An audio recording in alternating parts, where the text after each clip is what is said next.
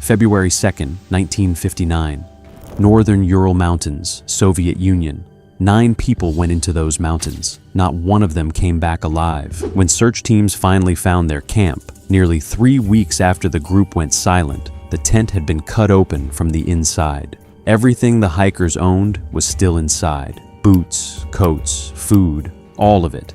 And leading away from the tent, down the slope into the darkness, were footprints, barefoot, walking calmly, together into minus 30 degrees.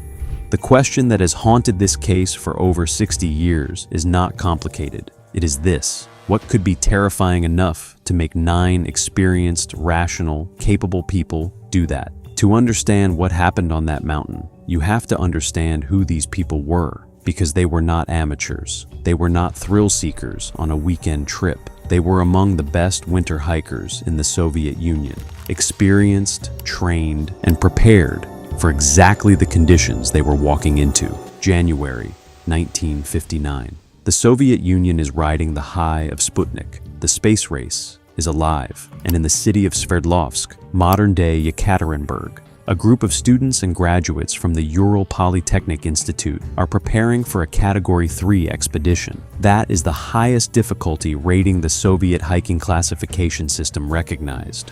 They had done routes like this before. The group's leader was Igor Dyatlov, 23 years old, an engineering student who had built his own radio equipment for previous expeditions, calm under pressure, meticulous in his planning. The kind of person other people genuinely trusted with their lives. With him were Zinaida Kolmogorova, the warm and funny emotional center of the group, Rustem Slobodin, a quiet and steady engineer, close friends Yuri Doroshenko and Yuri Krivonishenko, known for keeping morale high, Nikolai Thibault Brignol, whose French surname traced back to a labor camp prisoner who had settled in the region generations earlier, Lyudmila Dubinina, 20 years old and the youngest member, driven and full of energy, Alexander Kolovatov, and Semyon Zolotaryov, 38, a World War II veteran, older than the others and quietly mysterious, even to the people he was traveling with.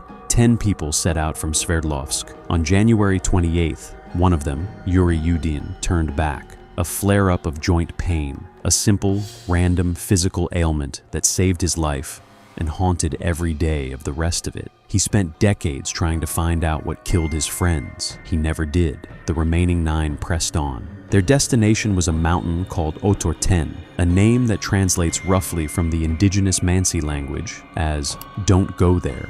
They carried cameras, personal diaries, and a group journal. They documented everything. They expected to be back in 2 weeks.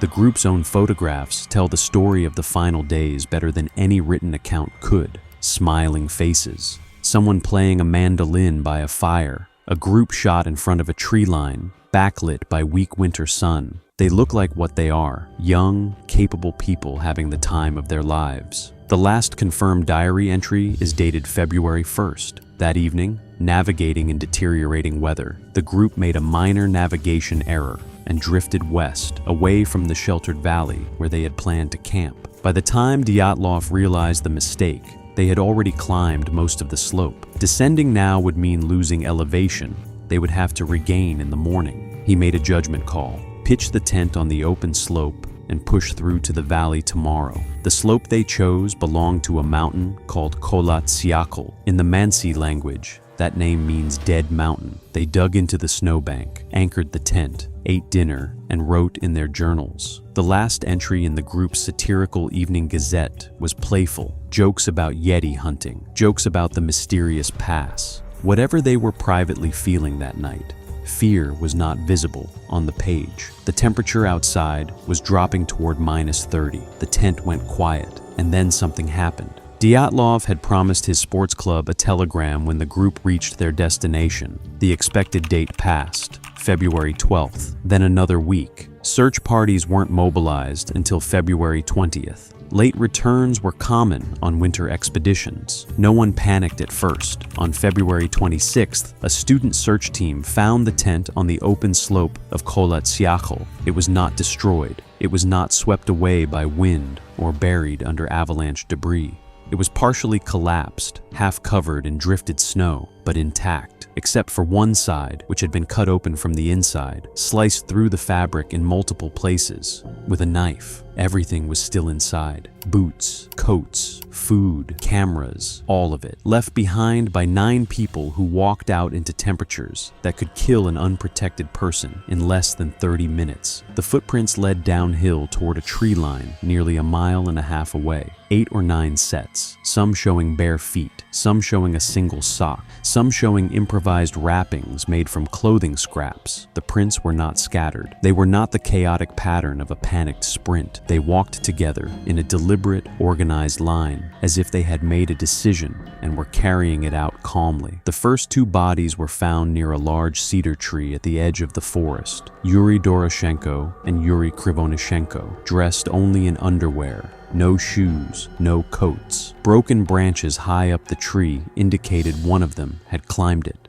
looking for the tent, perhaps, or looking to see if whatever had driven them out was still there. They had tried to build a fire. It had gone out. They died of hypothermia. 3 more bodies were found in the days that followed Dyatlov, Kolmogorova, and Slobodin, each found separately, at intervals between the cedar tree and the tent, as if they had turned back once the danger passed and tried to make it home. They didn't make it.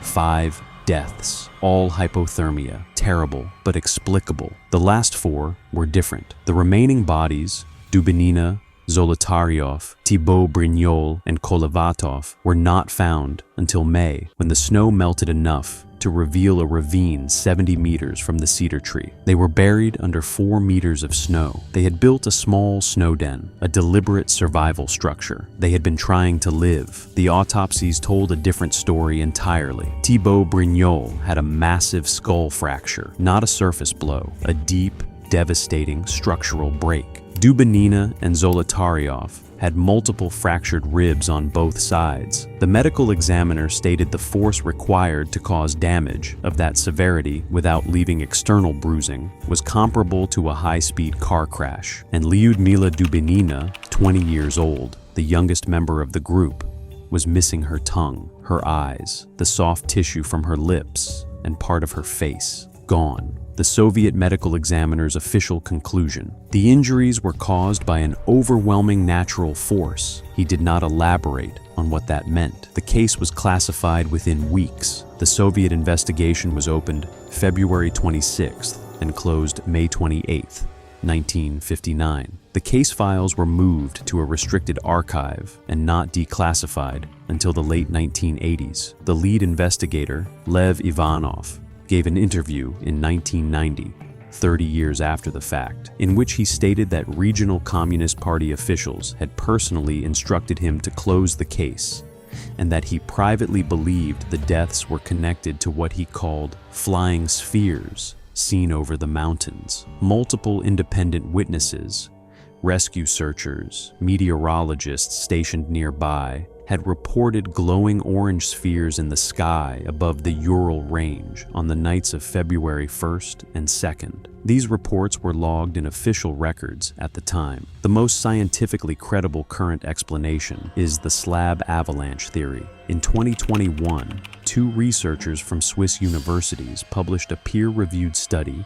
modeling how a delayed slab release, triggered by the hikers cutting into the snowbank to pitch their tent, could explain the crushing internal injuries found in the ravine victims. They conducted 3 expeditions to the site and captured actual slab avalanche activity on the slope for the first time. But critics note the slope gradient is too gentle for most slab events, that search teams found no avalanche debris when they arrived 26 days later, and that the theory leaves the radioactivity, the missing tissue, and the orange spheres entirely unexplained. A second serious hypothesis involves the military. The northern Ural Mountains in 1959 were an active corridor for Soviet ballistic missile testing. The Kyshtym nuclear disaster had occurred just 100 kilometers south, in September 1957, one of the worst nuclear accidents in recorded history, and the cleanup was ongoing. A specific version of this theory, which gained significant renewed attention in 2026,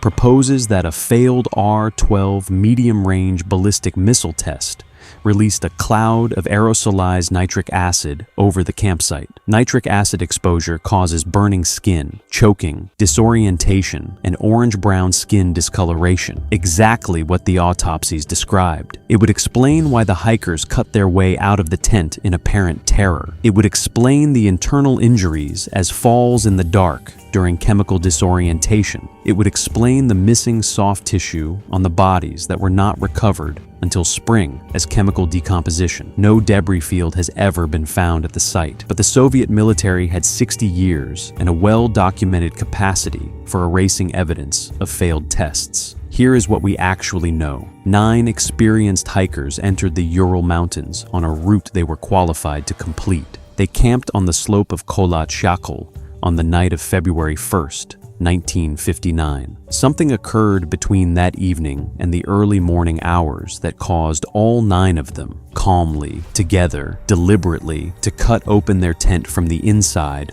and walk out into fatal cold, leaving behind every piece of survival equipment they owned. 4 of them suffered internal injuries requiring force equivalent to a high-speed collision, with no external wounds to show for it. 1 was missing her tongue. Their clothes carried elevated radiation. Orange spheres were documented in the sky above the mountains on the nights they died. The Soviet government classified the case, and the lead investigator said he was ordered to do so. That is the evidence. It has not changed in 67 years. The Russian government reopened the investigation in 2019, concluded in 2020 with an avalanche finding, and closed it again. Independent researchers continue to dispute that conclusion. The slope is still there. The pass still carries Igor Dyatlov's name. And the answer to what happened on that night, what was terrible enough to drive 9 rational, experienced, unafraid human beings barefoot